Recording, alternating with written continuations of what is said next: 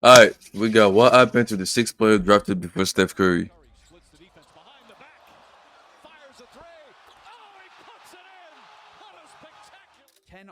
And DeRozan was on the same draft as Curry. Two MVPs, I think it four was. NBA championships. The man is a walking legend and undeniably the greatest shooter the NBA has ever seen.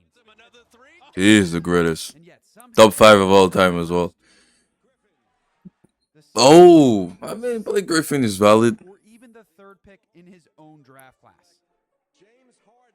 Eh. How can that be? I mean, they're all of famer though, low key. Just not better than Other Curry though. notable NBA franchises. See what this kid was doing in the NCAA? But I still don't understand why they didn't pick Curry though No to him. Today as we're number talking about one. the unbelievable rise of Stephen Curry. Because he was smaller. And how everyone, including his own teammates, overlooked the greatest shooter to ever live. Dumbass, bro. But before we investigate exactly why Steph Curry was so undervalued, we have to start at the beginning so you can see just how horribly misguided some basketball scouts and analysts really are. Being the son of Del Curry, Stephen Curry grew up entrenched in professional basketball. He practiced on NBA courts, hung with legends of the game, and from a very young age, he seemed destined for NBA greatness, even if his Nigga shooted his whole life. See? He been shooting threes his whole life. So, unsurprisingly, when he reached high school, Steph quickly made a name for himself. He played varsity all 4 years at Charlotte Christian High, leading his team to 3 conference championships. Damn. Over 48% God damn. his senior year. Curry He really be shooting threes his whole life. in all of North Carolina. And yet, the big name schools weren't interested. Seriously, coming out of high school, Curry received 0 Division I offers from major schools. Not even Casuals, his bro. alma mater were willing to offer him anything but an opportunity to walk on. I had my eye on to kind of follow my dad's footsteps and play, for Virginia Tech. I mean, things didn't work out with their plan when it came to how many scholarships they're going to offer out. And Del Curry's in their Hall of Fame. The problem, according to the scouts, they believe Curry was too small to make the leap to college basketball. 6'0" and 160 pounds with a jumper that looked like a heave, it's pretty hard to disagree with them.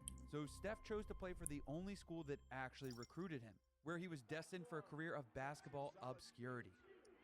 Or not. While playing at Davidson, Steph became a college sensation. His freshman year, he averaged 21 and a half. Sheesh. Second in the nation only to this guy. Yeah, KD. Over the course of his college career, Steph averaged 28 points per game. Damn. How can you average 20 points per game? And did, bro, like, it make no sense to me, bro. It was 3 years of unbelievable scoring and playmaking. But what Steph's really remembered from his college career was that magical 2008 tournament run. The jump shot. Here he is. Can he hit this one as a game? He'll make that one. Guessing that, but you have to look at the fact. Nice backdoor cut. In the first round, the 10th seed Davidson squared up against the 7th seeded Gonzaga, and Steph dropped 40 points on their heads, Man. including 30 points in the second half alone. But it's a rarity now. 40 for Curry. 30. In the second round, Davidson took on the tall task of facing the 2nd seeded Georgia Bulldogs, the 8th ranked team in the entire nation. And Damn. Curry dropped 30 more points, leading the Wildcats to a huge. Curry really be shooting threes his whole life. I didn't know it was like this in college. All the way to the Elite 8, where they lost to the Kansas Jayhawks. So you could have seen from miles away it was gonna be the same in the NBA, bro. By just 2 points. March Madness put Stephen Curry on the map. He wasn't just Del Curry's undersized kid anymore. He was a legit NBA prospect. Puts 56 on the board and impresses everybody, but more so. Even LeBron was watching him. That's insane. Headed into the summer of his draft year, Steph was one of the biggest names coming out of college basketball. Others saw that he possessed star potential, so he garnered a ton of interest from many different lottery teams. But his agent urged Steph to be picky. Jeff Austin, who also represented Steph's father, saw Steph as a star in the making. And didn't Okay. want his client to waste away in one of NBA's smaller markets. And it just so happened that all those teams were at the top of the lottery that year. But before we get into what happened with those teams, let's talk about the first overall pick in the 2009 draft.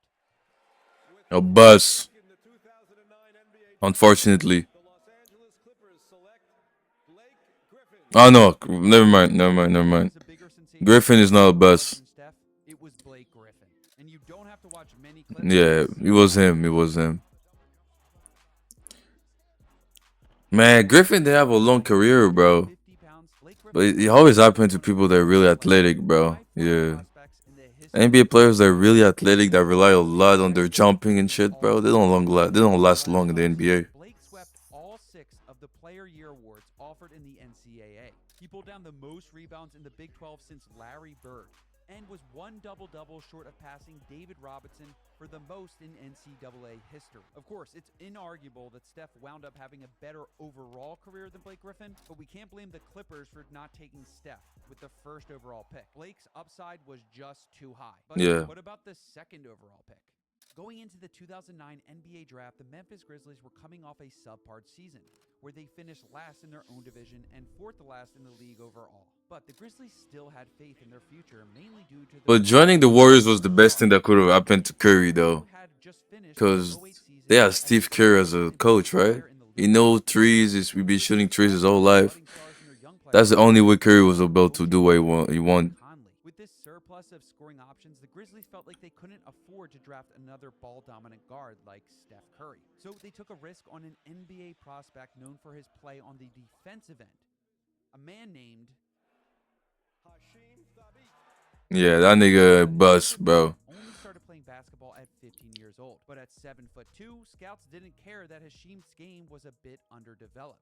What they saw Whoa. in Thabit What the fuck was that? raw potential. In 3 years playing at UConn under coach Jim Calhoun, Hashim won Defensive Player of the Year twice in a row, averaged over 4 blocks per game, and helped the Huskies How many win a points, though? championship. When asked about Thabit, coach Jim Calhoun called him, quote, one of the most dominant players in the history of college basketball. Bro, all you do He wasn't blocking. actually exaggerating. Okay. If Thabit had returned to UConn for his senior season, he likely would have beaten the NCAA record for blocks in a single college career. But unfortunately, Thabit's NBA career wouldn't end up going nearly as well. After only 10 minutes into his very first practice with the Grizzlies, according to Stoudemire, Thabit just didn't know how to be a pro. And apparently he was right, because in Thabit's rookie season, he averaged only a meager 3.1 points per game. What and the twice fuck? as many fouls as blocks. Thabit was an offensive liability, and that truth had always been in plain sight. Going into the draft, scouts called Thabit's offensive game severely undeveloped for his age. They No simply shit. All you do is lacked the blocking. velocity of point guards around him on his college roster to feed him points, and that he was incapable of creating any form of offense Yeah. on his own. In the I mean, end, you his could poor you offense could have seen it though. I don't know why they didn't see that. court as a defensive anchor. Thabit was traded from the Grizzlies to the Houston Rockets just a year and a half after being traded, and to this day is seen as one of the biggest busts of all time. So Damn. unlike the Clippers, Holy the shit. Grizzlies definitely didn't make a But can mistake you really for blame him though? Curry. But given the He should have stayed another year in college to it wasn't a work big on his deal at the offense. time, and neither were the next 2 picks. With the 3rd overall pick in the 2009 draft, the Oklahoma City Thunder James selected Harden. guard James Harden from Arizona State. And with the 4th pick, the Sacramento Kings took shooting guard Tyreke Evans from Memphis. Who? Now, these 2 guards wound up having wildly different careers, but I think I can pair them together in context of Steph Curry for one specific reason. They were both drafted ahead of him, largely due to their size. At 6'5", 220 pounds, and 6'6", 225 pounds respectively, both of these guards possess better basketball builds than Steph Curry by a long shot. And they were younger than him by a year, which potentially meant they had even more room to grow. In addition, the Thunder had just spent a lottery pick on a young point guard the year prior when they drafted Westbrook. The Kings, on the other hand, were starting this guy at point guard, so they had less excuses. Once again, Curry's lack of size and no real role in the NBA was causing him to be underestimated. But now the Minnesota Timberwolves were on the clock, and they had back-to-back picks. Literally 2 lottery picks in a row. One of them had to be Curry, right? 5th pick in the 2009 NBA draft, the Minnesota Timberwolves select Ricky Rubio. The Minnesota I mean, I ain't.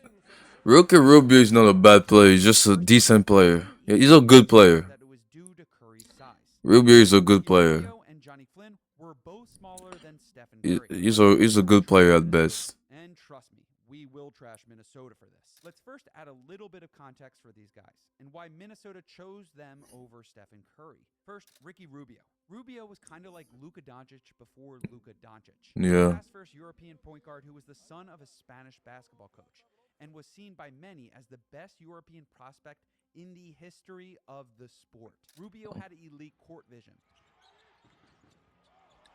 a killer handle, and a true love for basketball. While many had doubted if Steph Curry's jump shot could translate to the NBA level, Oh, had any doubt that what? Rubio's passing would. I mean, the kid had already proven that he could play against NBA talent when he played against them in the 2008 Olympic Games, where he helped Spain win a silver medal.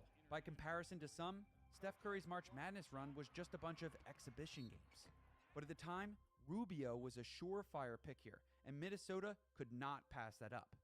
Johnny Flynn, on the other hand, wasn't such a surefire thing. Raised in New York, Flynn played at Syracuse University and took the Orange. Don't even know who he is, bro. His sophomore year.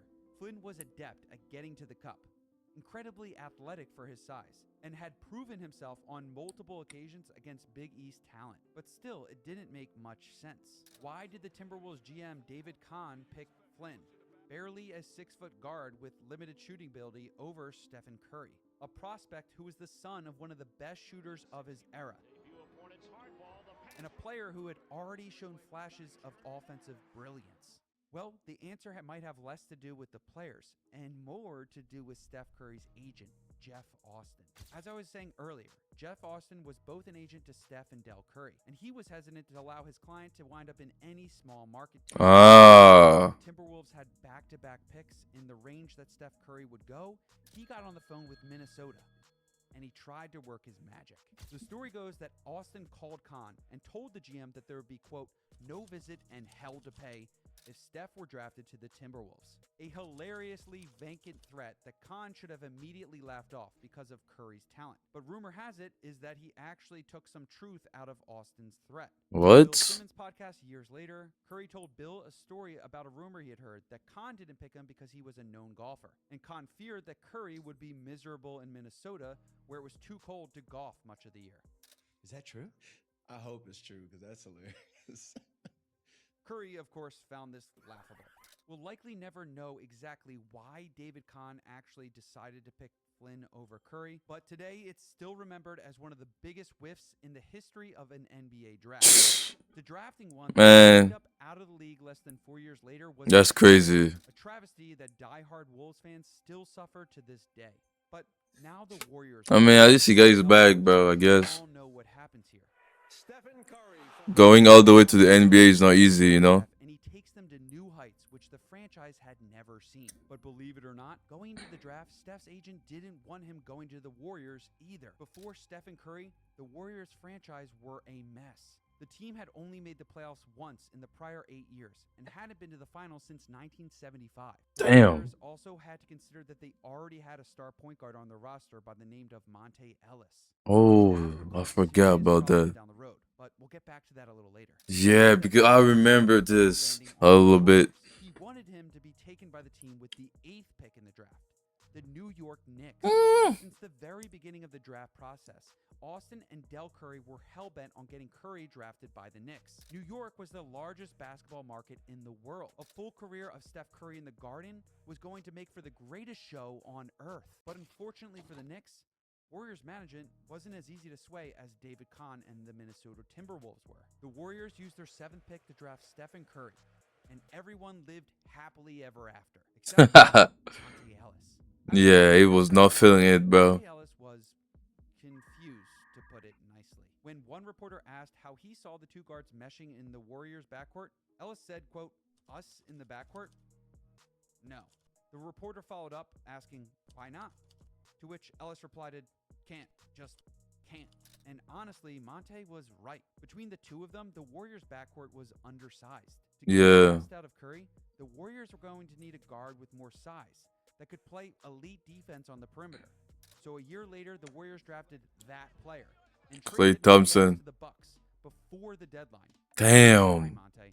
And that's where the fun of Steph Curry really begins. When the Warrior franchise handed the keys over to Steph Curry, everything immediately changed. Over the course of Curry's first 7 years with the Warriors, they won 75% of their games. 3 years into his tenure, he ended their playoff drought. And then, of course, in 2015, he led them all the way to the Man, what a story, bro. Since drafting Steph Curry, the Warriors have won 4 NBA championships and solidified themselves as one of the most successful franchises in the history of the sport. Steph Curry single-handedly took the Warriors from outsiders to the very center of the basketball world. But the Warriors aren't the only thing that Curry changed. Curry changed the entire sport. When Curry entered the league in 2009, the average amount of threes attempted by a team were 18.1. Yeah, we all know that. 15, He increased because of him. 24.1. And now the average is up to 35.1, almost double of where it was at the beginning of Steph Curry's career. Curry opened the door for NBA teams to start experimenting with taking more shots from behind the arc. And what they learned was that the three-point shot is much more efficient than shooting mid-range twos. The result of this was a faster pace. Yeah. It gives you a lot of pace and the chance to pass the ball to someone if they're double teaming you. All over the world saw what Curry was doing and started heaving shots from as far as possible. This new generation of basketball stars has more skill and more range than ever before. And it's all because of Steph Curry. Steph Curry is What a legend. So, with all this, are you gonna tell me Curry is not top 5 in the of all time, bro? They put Curry at top 11 or some shit? Come on, bro. He's top 10? Nah, Curry's top 5, bro. He's better than than Magic Johnson. I don't care, bro. He's better than Magic Johnson, bro. I don't want to hear it. I'm not arguing with no one. I don't care. Was supposed to be the next Stephen Curry for the Sacramento Kings, and look how that worked out. Tyler Hansborough had one of the Magic Johnson is top 10 though, but he's not top 5. Curry got it. The Warriors took an enormous gamble on Steph Curry's shooting ability, and it paid off big time. And that wasn't even nearly as big as a gamble as was his health concerns. After a relatively healthy rookie season, Steph had to play through an ankle injury for much of his second season and ended the year getting surgery. Then coming off of surgery, things didn't get much better. Curry re-injured the ankle the following year and only playing 26 games. The NBA community and analysts started saying that Curry's ankles were made of glass and wondered if this might derail the young star's rise.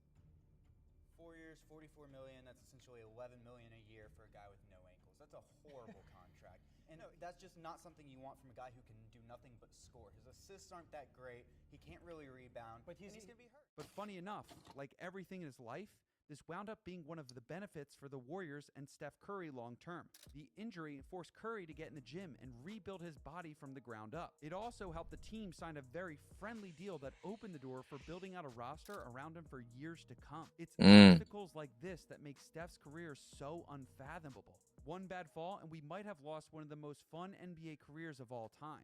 No night-night, no logo threes. No 5-year feuds with LeBron James. So yes, it was undoubtedly a mistake for 5 teams to have the option and then pass up on drafting Stephen Curry.